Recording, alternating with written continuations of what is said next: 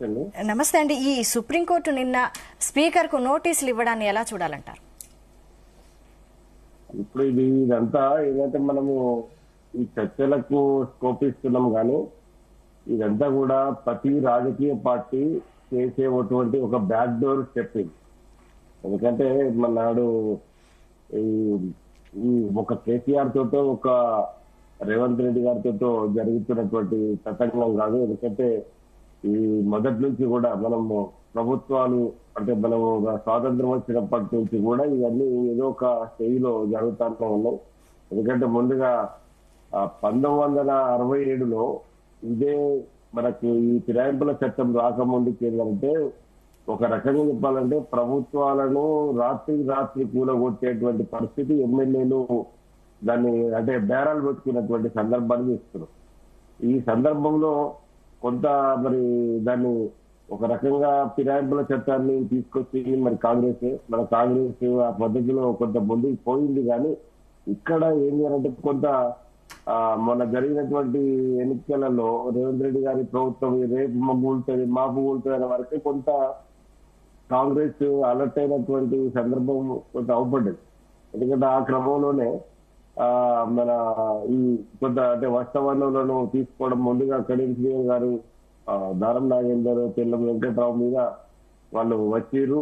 సరే వాళ్ళు అఫీషియల్ గా కూడా ఎక్కడ కూడా శ్రీహరి గారు వాళ్ళ తనకు ఎంపీ టికెట్ విషయంలో కావచ్చు, తర్వాత దారం నాగేందర్ డైరెక్ట్ గా బీఫామ్ తీసుకొని చేసినటువంటి సందర్భంలో ఈ ముగ్గురు మీద వచ్చిర్రు. దాని మీద మరి స్పెషల్ లీవ్ పిటిషన్ పాడి కౌశిక్ రెడ్డిను వివేకానంద ఇద్దరు ఎమ్మెల్యేలు కూడా బీఆర్ఎస్ తరఫున ఇవ్వడం జరిగింది. తర్వాత కూడా 7 వచ్చింది. కానీ ఆ 7 వచ్చిన దాంట్లో కొంత కాంట్రడిక్షన్ ఉన్నది. ఎందుకంటే వాళ్ళు ఆ కండువా కప్పుకొని అంటే మేము కాంగ్రెస్ కండువా కప్పుకోలేదని ఒకరు, మేము ఇట్లా అని అంటే ఈ ఫిరాయింపుల చట్టం అని బీఆర్ఎస్ నీకు సవాల్ చేస్తున్నటువంటి క్రమంలో కొంత ఎస్కేప్ అయినటువంటి సందర్భం అవపడ్డది.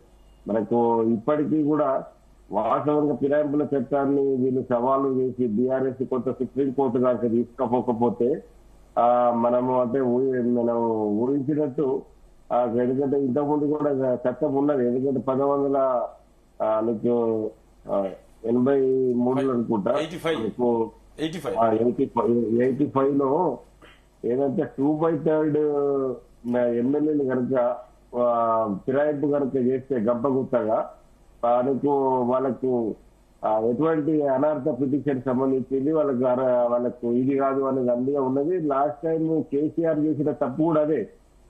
కేసీఆర్ 88 సీట్లు ఉండగా వాళ్ళని పిలిచి వాళ్ళను విలీనం చేసుకొని 2/3 చేసుకొని ఏదో కాంగ్రెస్ ను మనము పూర్తిగా లేదు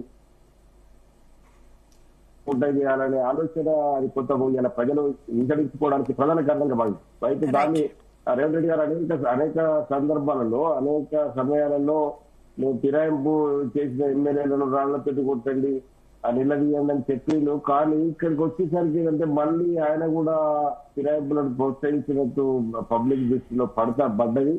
కొంత అది రేపు అంటే ఇది ఇప్పుడు ఒకటి ఏంటంటే ఇప్పుడు స్పీకర్ పాత్ర ఎంత ఘోరంగా ఉందంటే వివాదాస్పదమైనటువంటి పొజిషన్ స్పీకర్ది.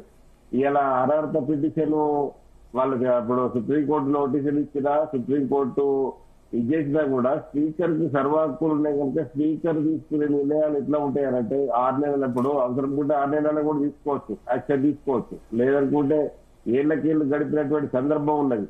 కొందరికైతే కాల పరిమితి ముగిసే వరకు కూడా స్పీకర్ యాక్షన్ చేయనటువంటి సందర్భాన్ని మనం చూసడము. అది ఏదేమైనప్పటికీ కూడా ఈ ఫిరాయింపులను ప్రోత్సహించడము 100% తప్పు ఏ పార్టీ చేసినా కూడా. ఎందుకంటే వాళ్ళను ఇమీడియట్ గా డిస్క్వాలిఫై చేయాల్సినటువంటి అవసరం. ప్రజలు ఒక బలమైన ప్రతిపక్షం కావాలని కోరుకుంటా ఉంటారు, అది ప్రశ్నించడానికి ప్రభుత్వాలను. అటువంటిది వీళ్ళు విలీనం చేసుకున్నాక ప్రజల పక్షాన మాట్లాడేది ఎవరండి? ప్రజల పక్షాన సమస్యలను లేవనెత్తేది ఎవరు? అటువంటి పరిస్థితి ఇవాళ కొంత అది నీరుగారినటువంటి పరిస్థితి అనేది. అన్ని ప్రభుత్వాలు చేసేది ఫిరాయింపులు వాళ్ళ అవసరాలకు వాళ్ళ స్వార్థాల కొరకు చేస్తున్నాయి అనేది మల్లేశ్వర్ గారు. అసలు గవర్నమెంట్ ఏర్పడిన 10 రోజుల్లోనే మేము అంటే ఇంతమంది రావడానికి రెడీగా ఉన్నారు, అంతమందికి రావడానికి రెడీగా ఉన్నారని మొదలు పెట్టిందే బీఆర్ఎస్. అసలు ఇప్పుడు సమస్య ఎక్కడ? ఇప్పుడు బీఆర్ఎస్ బెదిరించడం స్టార్ట్ చేయకపోతే రేవంత్ రెడ్డి అప్పటికి నేను